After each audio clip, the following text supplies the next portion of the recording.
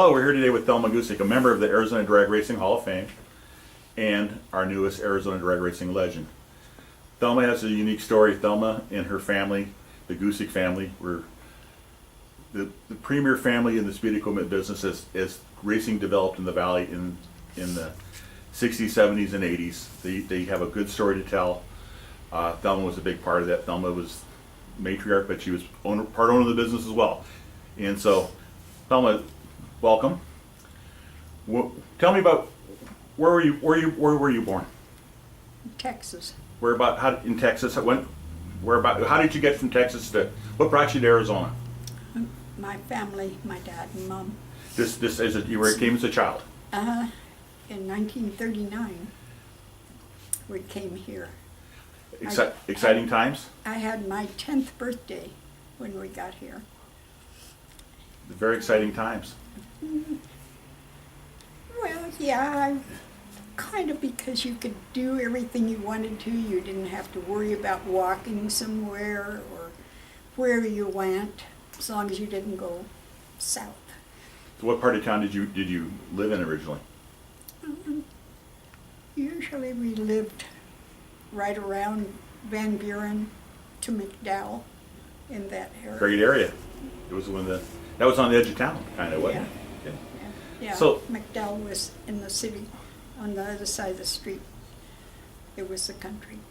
So At you the time. came here about 10, and obviously you stayed. Oh, yeah. You went through school, and then somehow you met a guy, Yep. and this guy were you interested in cars when you met ever? Not really. It was a bunch of us got together, and we mostly just sit and talk and have fun. We had one friend that played the guitar, so we'd all sit around and he'd play the guitar. And then finally, well, I was 14, Everett was 15, and we just kind of paired off. So Everett and I went together and we stayed together. Worked out pretty good. Yep. Just in July, we had our 72nd wedding anniversary. Wow, congratulations. Thank you. You and Everett. When did the car start becoming a part of your lives? Well, he bought his first car when we were going together, and then they started kind of talking about racing, and they'd get some guys together and just take their cars, go in the desert, and they'd race. Long before drag strip. Oh, yeah, yeah. And then one time they decided that they needed to do something more with it, with the racing. So they started charging 25 cents for the guys to get in, and whoever was the last one to win got the jackpot, which probably was $2 or $3 or something. Well, it still wasn't a lot of money. It was a lot more back then. But it was fun. Was there bragging rights with the money? If you won the money out, you were the winner. Oh, probably. I don't remember, but probably was. So, how did the racing progress into, in those days, there wasn't a place you could go to like a Circle K for speed equipment here in Phoenix. No. You had to go, you make parts, Yeah. or you had to find somebody who made them, and you all Yeah. were out of town. How did you progress into the parts business? I mean, Everett's Racing came along, and he had a higher demand for parts, and he was he getting parts for himself, then getting some for buddies, or? Well, he started out that way, and the parts would come to our house. And on Saturdays, the guys that had ordered parts would all come sit all day in my kitchen waiting for their parts to come in. And nope, you can't even look at them until Everett gets here. You can't undo anything until he gets here. so he knows what's going on. Oh, okay. How So- exciting. So they would just sit there and talk and drink coffee, which some of them were supposed to be working, but, you know. So they had the need for speed, and they'd rather be waiting for the parts to unveil it. It's like Right. kind of like a Christmas for them, waiting forever to get there. Yeah, Divvy out the parts. yeah, because Everett was the first one to start that. Usually had to order them from California. But he said he thought he wanted to go into that business. So we had a bunch of decals and T-shirts. And he rented a building and sold his T-shirts and decals. And that's how he got started. What was your thoughts about running a building and doing this? Was it good? Were you happy you got everybody out of your kitchen, or? I was all for it. Good. I wanted him to do what he wanted to do, and that's what he wanted to do, was get in the racing business, so I was for it. Did it take a while for it to transition into a full-time, or with the fact that he was willing to do it and did business grow pretty quickly for you, or? It did. That's why it wasn't too long before we had to get the building and the parts and everything. And the guys would just come in and tell them what they needed. And Everett and the boys would order it, and it just kept growing. So the great thing about this, the Goosic story, the family story, it is a family. You know, Yes. Everett and yourself, Bill, Jim, Deb, and Tom, your children, were all part of the business. Right. Was that a good thing for you? Did you like working with your family and have them all Oh, around yeah. you? I guess that's a silly question, but yeah. No. Some people don't, No, but yeah. Right. I wish now my kids would have gotten a better education, but I thought they were going to go on with the business and it was going to keep going. But then it kind of went downhill because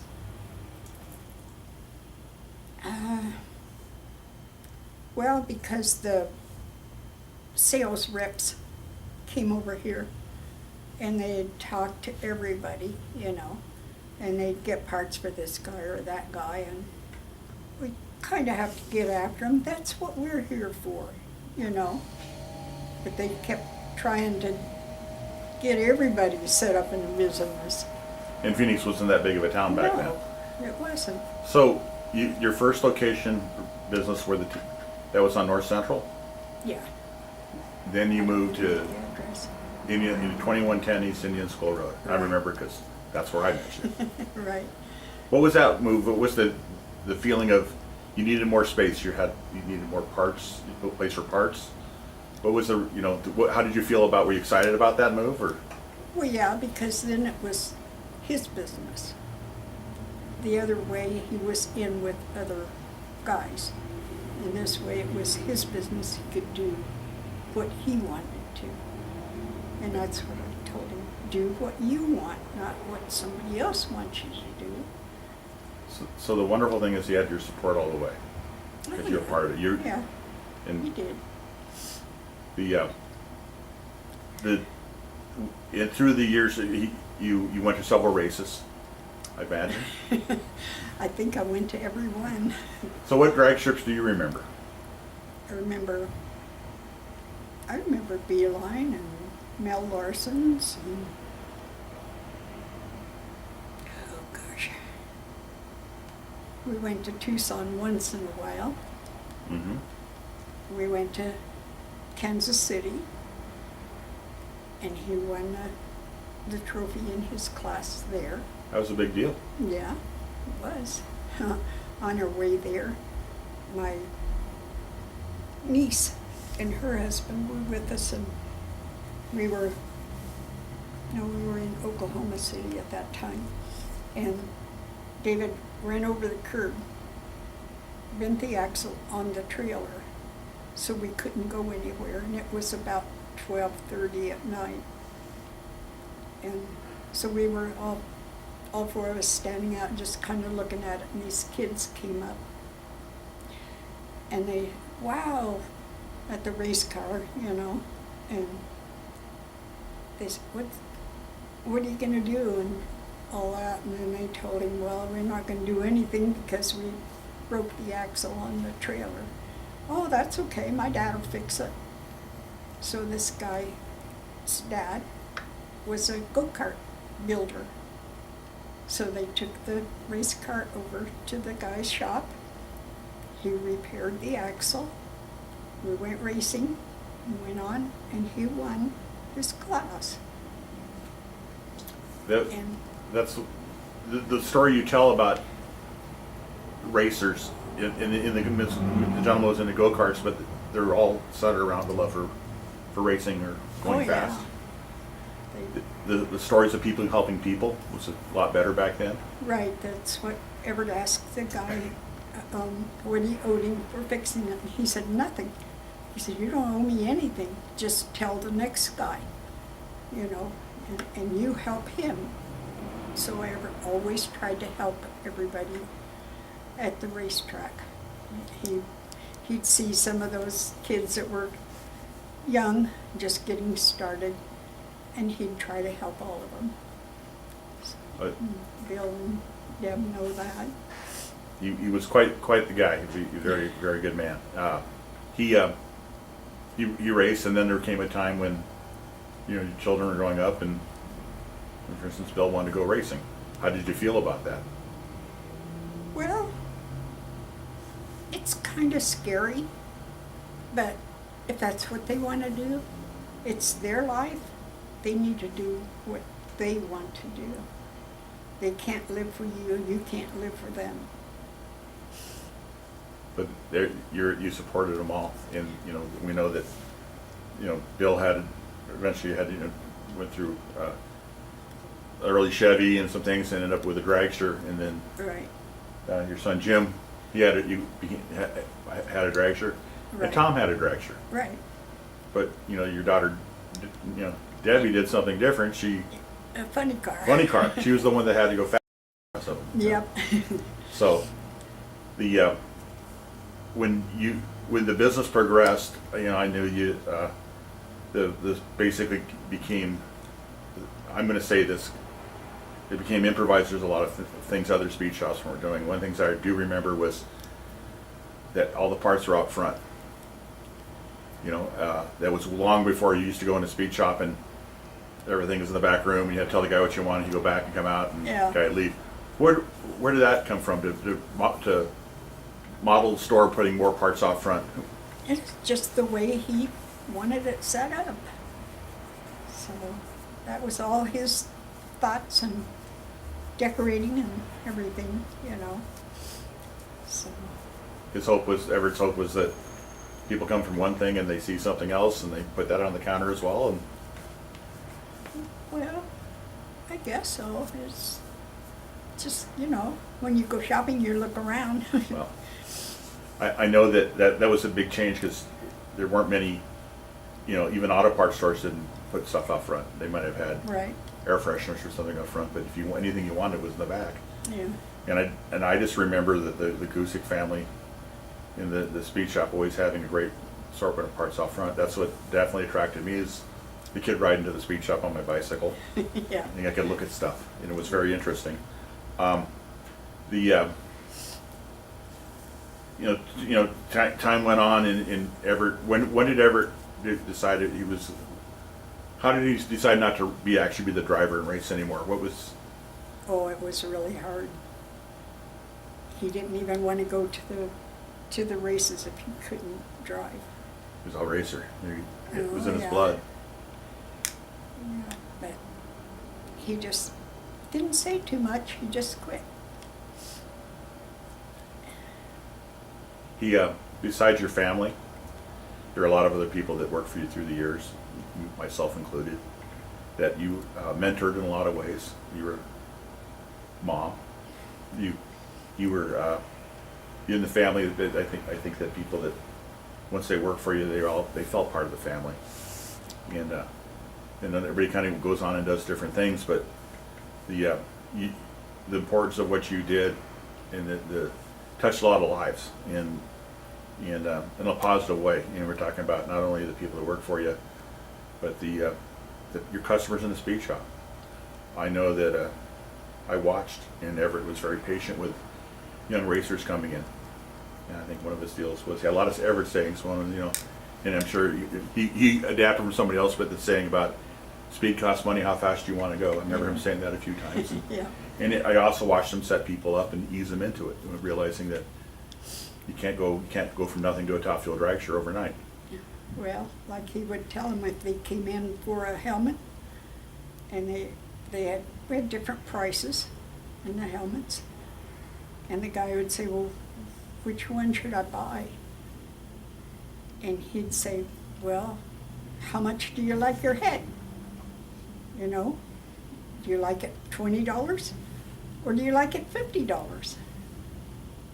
Because there was a difference in the helmets, and usually they would buy the better helmet because of what he would say to them in trying to choose. He didn't tell them which one they had to choose. He just kind of gave them a ultimatum of what they thought about their head themselves, you know, because he'd seen guys already get hurt. And when Mel Larson stripped one time, this guy, I'm trying to think of his name, that had the like jet engines. Jet car? Yeah. And he got killed out Mel Larson's strip. And after that, then that's when Eric started telling him about the helmets. He used a lot of his experience on the track and his passion to watch after people. He wanted people to have fun. He wanted them to be safe. He didn't want to see anybody else get hurt, you know. He'd sell you the parts, but you take care and take care of yourself and buy what you can afford to help yourself, you know. So all during the time of this time, you were a big part of that. You really were. Well, I was there all the time. You were a partner. I had to. You had to have my nose in there. I thought, and the interesting thing was you did this at a time long before it was acceptable for women to be really involved with racing, and to know what they're talking about. And you were amazing, and you did very well at that. And you had a following yourself. I think you inspired a lot of other couples. You were friends with the spouse of a racer. Yeah. And I think you encouraged a lot of people. Is there any stories of any races you went to where you just had a great time, or what was your favorite racetrack? You remember if you're going to go somewhere? I think Beeline was the favorite racetrack. And when they put the bridge up there, and it was just blank, and I told Rick Lynch that it needed something up there, and he said, like what? And I said, our name. Oh, okay. So I talked to Everett about it, and we went in and had our name put on the bridge. And then when it was time to renew it, well, Rick came in and he said, well, I think we need to give poor little Loper a chance and put his name up there. And I said, I don't think so. He didn't think about it. But Rick used to get upset with me because I would talk to the guys and tell them, why should you pay to get into the races? The spectators are supposed to be the ones that pay and make the check for the guy that wins. Oh, you weren't making him happy at all with that, I imagine. No, not at all. Why don't you just be quiet? He'd say, no, because you're not doing it right. Looking back at the bridge, the Goosic bridge, and then Loper got the name up there. That was No, he didn't. Well, you want to try to get the name up there. Yeah, And but that was like, looking back, you were doing something right. You know, those people saw that and they said, they're doing it right. well, I hope so. Well, no, you did very well with that. There are other decisions you helped with, and you had your input was. I was around. I remember you. You were you're an amazing person, and Well, Everett and I worked together. yes, you We did. made all the decisions together. We didn't, neither one of us just went off and did something on our own. And most of the time we had the kids involved in it too, because it was part of their lives too. The Everett, you both came a long way from the time of prior to the speed shop, and your successes were just absolutely amazing. You took the whole racing scene in Arizona forward. Do you look back at that and you miss any of those days, or? Oh, yeah, yeah. Yeah, I wish we still had a business going, but it wouldn't go very well now because people are not buying parts like that anymore. They usually just order them over the internet or wherever. But I remember when Everett would come home after racing somewhere, he'd come in and ask me, "We need new spark plugs. Can we buy them?" And if one of the kids needed shoes or something, I'd tell him, "No, not this week, we can't." So he would go out and clean up his spark plugs and use them again. And then I'd tell him, "Okay, now you can get new spark plugs," until he got well into the business, and then the manufacturers started helping him out a bit with stuff like that, so. But it was fun in getting started. The name is synonymous with multiple generations of fans here in the valley. I know that, and there's some, Phoenix has grown rather quick, and there's been people here that just weren't here back in those days, but Right. certainly the Goosic family, all of you, did a great job of helping people get into racing. What do you miss most about the racing? Being at the races? I go every once in a while, but it's changed so much now. Everything is commercial. It's not like the good old days when you just went out and raced. You race what you bring to the races. Now they have to have millions of dollars to do their cars and everything, and they don't go much faster than they did when they had to scrape up whatever they could to race. And I think they had more fun then than they do now. I can't argue with that. You're a lot simpler.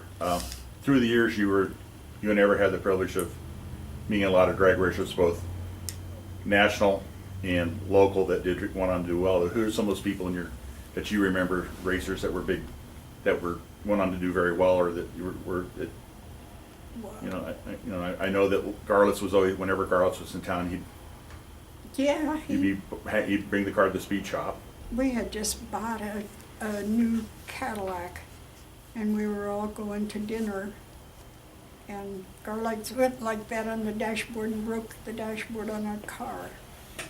And he didn't even say "I'm sorry" or anything. He just kind of laughed, and that's it. He didn't offer to pay for it or anything, but oh well. We went on and had dinner anyway. You still had dinner anyway. Oh, yeah. The other racers, the local racers, who were some of the big competitors back when Everett was racing? And when you both actually were racing, who did you feel good about beating? I mean, besides everybody, but there had to be some key people that were always.